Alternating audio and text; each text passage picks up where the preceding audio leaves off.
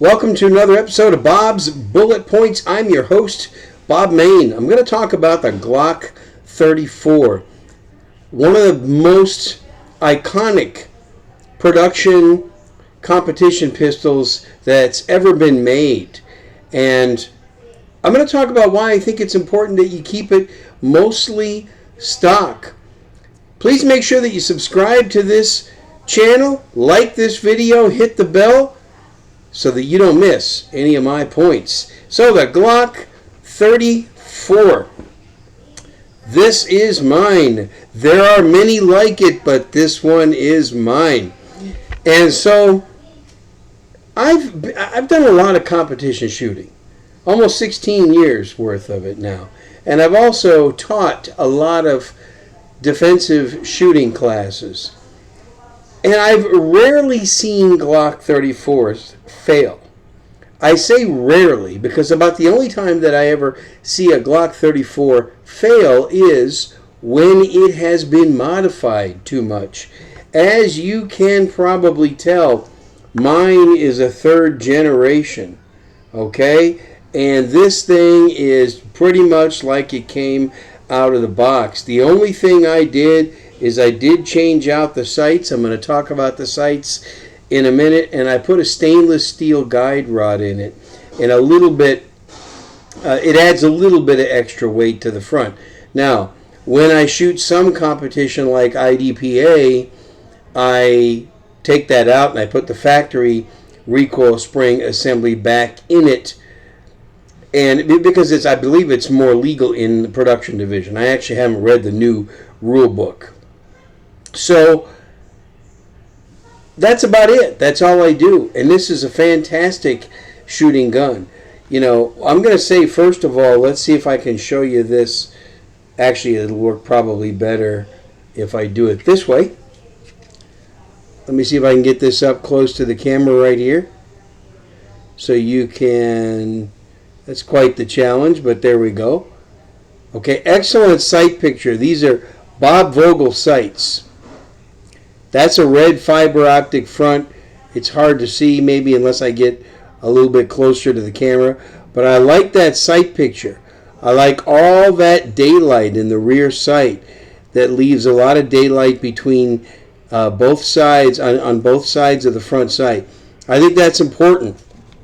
I think the sight picture is very important. I'm still kind of an old-fashioned shooter. I haven't gotten into optics yet on pistols. I'm still kind of using iron sights.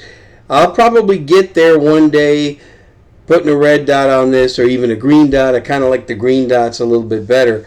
But I've had great luck with this Glock 34. And the trigger on it is, you know, I've got about 3,000 rounds through this gun. And this trigger is just real nice. It's the stock trigger. I haven't changed it. The cool thing about Glock 34s, Glock 35s, you know, they come with a different trigger connector, which I'm not going to say it makes it lighter, although it probably does. If I got a trigger, pull a gauge out and measured it, it's probably going to be lighter than the regular trigger. It just seems like for some reason it's easier to shoot. It's I guess because it's a little bit lighter, it feels better. But for some reason, it just also feels a little smoother to me. And that's important. That wall in the take-up just feels easier, and it just seems to break a little cleaner. Maybe it's because I've got 3,000 rounds through this pistol. All guns will loosen up after 3,000 rounds. The sight radius on the Glock 34 is excellent. It's really nice. On this third generation, you can see they've got, you know, to lighten the slide, you can see the cutout there in the front. Some people think if they're not real experienced in buying guns or using guns, they think, oh, it's ported. No, it's not. It doesn't have a ported barrel. It's just got that cutout in there to make the slide weight ratio good enough to keep it an extremely reliable gun. When Glock first came out with this, they called it the Practical Tactical. And yeah, I know that there's a lot of Glock videos out there about Glock 34s. I'll tell you, I still feel extremely competitive with just a good old Gen 3 Glock 34 when I'm out there shooting IDPA, shooting IPSC. Here in San Antonio, where I am, we've got a local club called American Action Shooting Association, and the Glock 34 does just fine. You know, I can't say enough good things about it. No, I'm not a Glock fanboy. People have accused me of that. I'm not. Matter of fact, I'm spending an entire year shooting mostly Shadow Systems guns. And you might think, well, that's being a Glock fanboy too. No, it's not.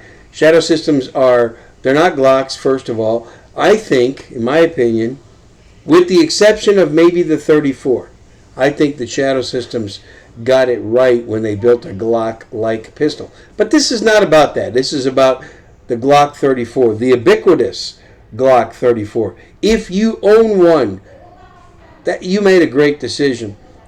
The only gun that I would probably want to compete with instead of my Glock 34 would probably be a 5th generation Glock 34. Just because I like them a little bit better without the finger grooves.